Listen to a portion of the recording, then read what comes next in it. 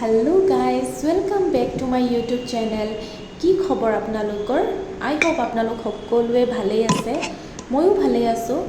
আৰু গৰম কেনেকুৱা বাৰু আপোনালোকৰ ফালে? এই ভিডিঅ'টো একচুৱেলি 3 দিনমান আগৰে হয়, মই অলপমান কামৰ ব্যস্ততাৰ কাৰণে দিব পৰা নাছিলোঁ। আৰু আজি মোৰ স্পেচিয়েল ডিছ দেখুৱাই আছোঁ।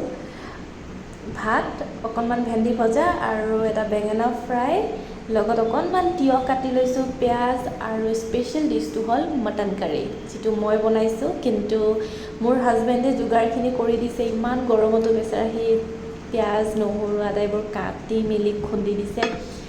একচুৱেলি আজি মাহঁত নাছিলে, নহ'লে মায়ে গোটেইখিনি কৰি দিয়ে।